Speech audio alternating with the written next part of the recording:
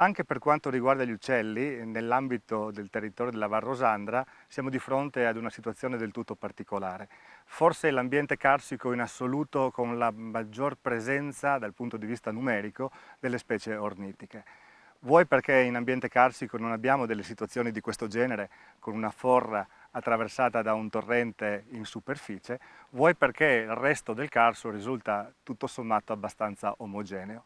La Val Rosandra è da sempre conosciuta come uno degli ambienti in assoluto dal punto di vista ornitologico più, tra virgolette, frequentato. Abbiamo un sacco di specie che vi nidificano, di caratteristiche tipicamente mediterranee, specialmente nei versanti esposti a sud, come questo dove ci troviamo, binate molto vicine delle altre, tipicamente caratterizzate da un clima di frequentazione più continentale, come quelle che si trovano altrove nel Carso, in particolare nelle doline. La Val Rosandra a livello generale io la definirei come un ambiente unico dal punto di vista ornitologico, vuoi perché si trova anche ubicata in una rotta migratoria che diciamo senza soluzione di continuità congiunge il Golfo di Trieste dal Golfo di Fiume e quindi molte specie migratrici, non soltanto di grandi dimensioni ma anche i piccoli passeriformi, usano attraversare appunto gli ambienti della valle per continuare e proseguire nelle loro migrazioni verso nord prevalentemente nel periodo primaverile, verso i quartieri di svernamento nel periodo tardo autunnale. Per quanto riguarda la situazione dei nidificanti, le rocce della Val Rosandra, le rupi, le falesi strapiombanti sono dei luoghi di riproduzione ideali per alcune specie anche di predatori di una certa importanza, considerati degli autentici bioindicatori, come nel caso dei rapaci notturni il gufo reale, che qui si riproduce con una coppia regolare presente, grazie a Dio, nel territorio sloveno. Dico grazie a Dio perché l'area risulta leggermente meno frequentata dalla gente, ma che ormai da più di 50 anni, forse addirittura qualche decennio in più, è regolarmente nidificante in questo ambiente. Il gufo reale ha avuto un'espansione nel corso degli ultimi anni, non solo nella valle, ma sono state registrate altre situazioni di riproduzione proprio nelle zone adiacenti, appena fuori i confini appunto di questo ambiente. Il gufo reale è uno dei più grossi predatori, quindi è un bioindicatore. La sua presenza, diciamo, tra virgolette, fornisce la qualità dell'ambiente, essendo proprio come predatore appunto all'apice della catena alimentare. Per quanto riguarda altre specie di rapaci notturni è ben diffuso anche l'allocco, che è un predatore che non entra, grazie a Dio, in competizione con il gufo reale, che altrimenti potrebbe limitare la presenza di questa specie, distribuito nella parte bassa, più interna appunto della Val Rosandra, nei boschi più fitti, dove usa riprodursi all'interno di cavità. Per quanto riguarda le altre specie, l'assiolo, il più piccolo rapace notturno europeo, è particolarmente ben diffuso. In uno studio compiuto a metà degli anni 90 si è stabilito che una densità così elevata nell'ambito del Carso triestino è assolutamente introvabile altrove, cioè l'assiolo è presente in questo ambiente con più di 8 coppie nidificanti, ben distribuite in particolare nelle parti termofile più calde delle valli, cioè nelle pareti esposte verso sud-sud-ovest. L'assiolo è un piccolo predatore, migratore, l'unica specie migratrice che giunge dalle nostre parti, proveniente dal Nord Africa, verso la fine di marzo, per poi ripartire agli inizi di settembre. Prevalentemente insettivoro, frequenta, come dicevo, questo ambiente con una densità che noi riteniamo veramente al di là dell'ottimale. Per quanto riguarda gli altri predatori, quindi eravamo rimasti al discorso dei rapaci notturni, degli strigiformi, abbiamo il gufo comune, marginalmente presente nell'ambito della Val Rosandra, la civetta, che tutti quanti conosciamo, relegata prevalentemente negli ambienti diciamo antropizzati o vicino ad essi, però con un numero di coppie estremamente limitato. Direi che per gli altri rapaci la situazione della valle è del tutto eccezionale nell'ambito del Carso triestino propriamente detto e nel suo insieme rappresenta una comunità di estremo interesse naturalistico e scientifico. Studiando anche gli altri rapaci, diurni in questo caso, vediamo che la valle è ben rappresentata, in particolare dalla presenza storica negli ultimi anni, nel senso che prima non c'erano dati che approvavano la presenza di questo predatore, mi riferisco al falco pellegrino. Appunto nella valle c'è una coppia che si riproduce dal 2007 con una certa regolarità. È una specie, diciamo, tra virgolette, acquisita, nel senso che vuoi anche per la presenza del gufo reale, suo naturale predatore in natura, non aveva, diciamo, tra virgolette, attecchito in valle, non era mai stata riscontrata in valle, e vuoi per anche la sua aumento della presenza di varie coppie non solo nell'ambito locale ma nelle immediate vicinanze, ecco che il falco pellegrino ha cominciato a riprodursi, diciamo, con una certa regolarità. Gli altri rapaci sono diffusi perché, come dicevamo prima, la valle rappresenta uno degli ambienti vocativi per le rotte, il passaggio delle migrazioni, quindi animali che seguono una determinata rotta che porta dal Golfo di Fiume al Golfo di Trieste e passa sopra la valle, ed ecco che in questi casi specifici, creandosi anche delle correnti ascensionali non indifferenti, questi grossi predatori riescono a sfruttarle e quindi, attraversando anche ad alta quota la valle, riescono poi a portarsi nelle altre zone dove devono svernare o nidificare.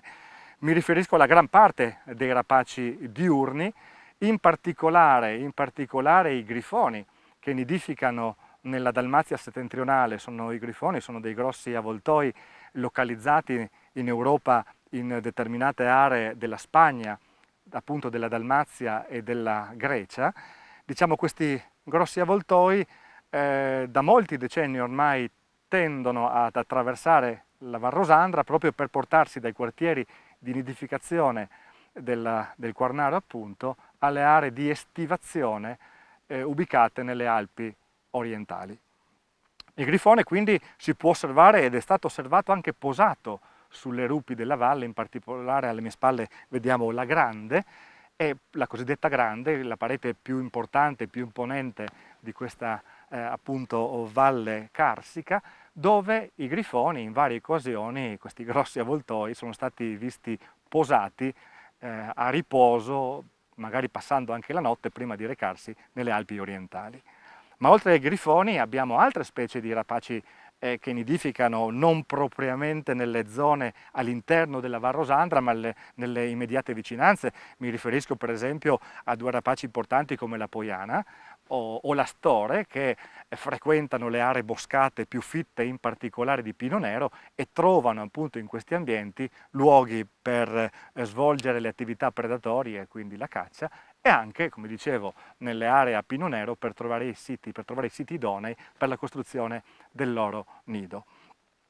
Per quanto riguarda le altre specie di rapaci diurni che sono stati osservati e vengono regolarmente contattati in questo ambiente, possiamo indicare il gheppio, per esempio, che ha nidificato con più coppie sempre negli ambienti rocciosi, più termofili, quindi più esposti a sud, più caldi, ed altre specie di predatori che invece attraversano, come dicevamo prima, la valle soltanto per sfruttare le correnti ascensionali che si formano specialmente nelle ore calde della giornata con l'ascesa dell'aria calda, che consente loro quindi di prendere quota e poi spingersi ad alta quota lontano appunto dalla valle.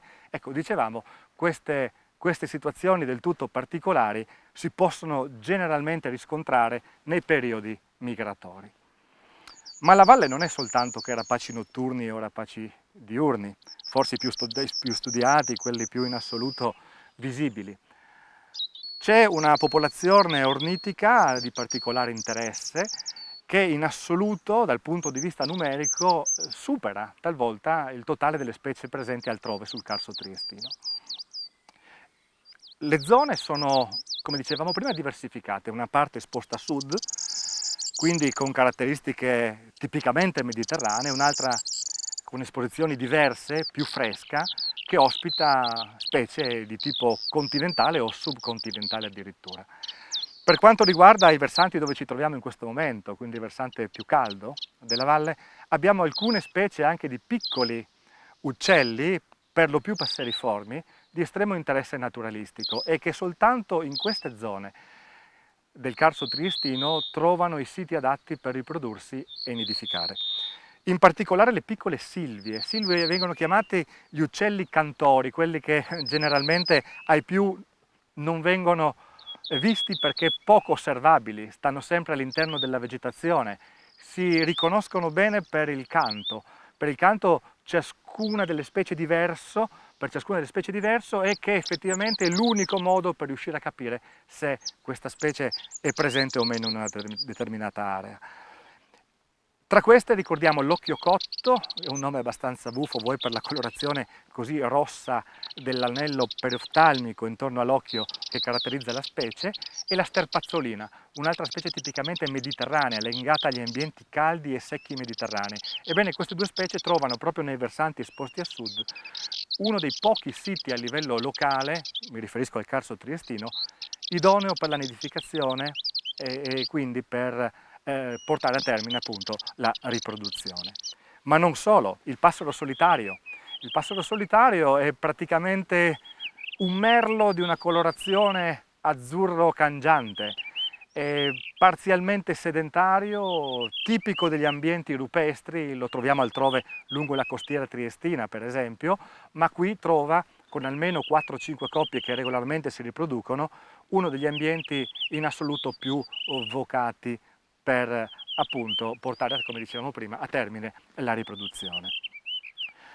L'elenco delle specie ornitiche degli uccelli nidificanti conta, da un recente studio compiuto proprio per la riserva, conta più di 110 specie, con precisione 115, mentre le specie osservate durante i periodi migratori e lo svernamento complessivamente superano le 150. Quindi in assoluto direi uno degli ambienti carsici di maggior pregio naturalistico. Ma tornando alle specie tipiche ornitiche presenti nella Val Rosandra, ci dobbiamo rifare a quelle assolutamente caratteristiche degli ambienti rupestri.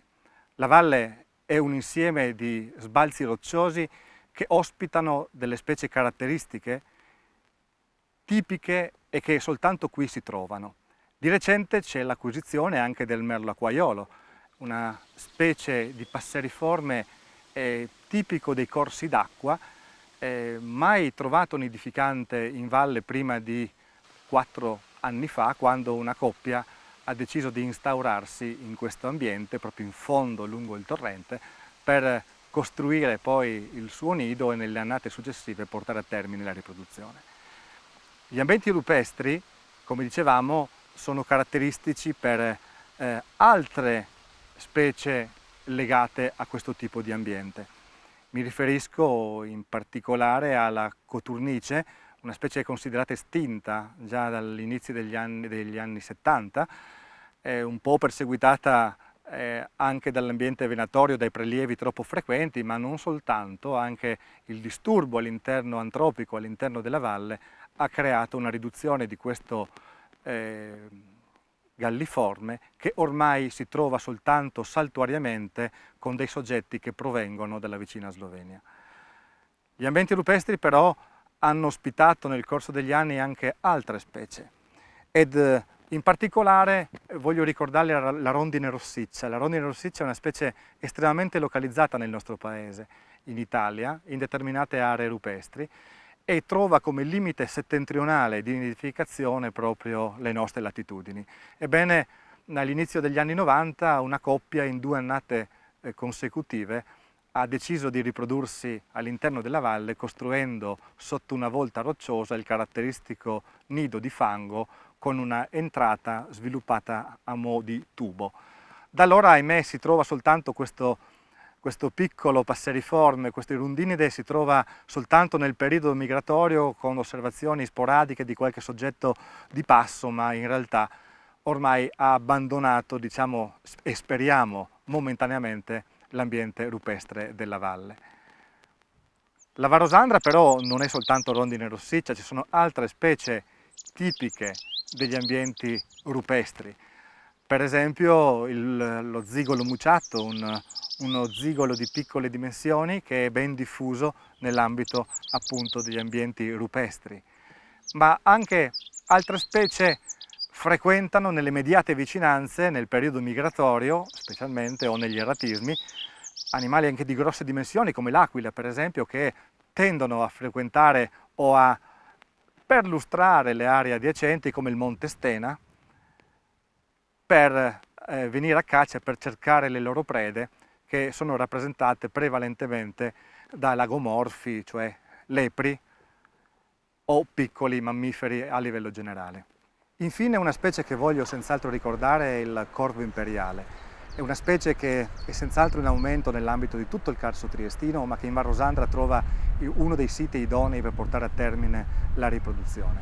Questa specie è tipicamente degli ambienti rupestri, è possibile osservarla anche altrove nel Carso triestino e molto spesso la si vede sorvolare il Monte Stena, una delle aree ormai ridotte al lumicino di landa carsica presenti nell'intero territorio e ambiente appunto del Carso triestino. Ma nella landa una situazione particolare deve essere assolutamente tutelata. Troviamo delle specie di estremo interesse naturalistico legate agli ambienti più aperti, prativi. Oggi il Carso in realtà è praticamente un ambiente cispugliato, boscoso, uniforme. Non è più una landa desolata come veniva descritto un tempo. Le piccole zone di questo ambiente così importante sono relegate ormai a piccole porzioni di territorio. Il Monte Stena, quindi, che si affaccia sulla valle, è una di queste.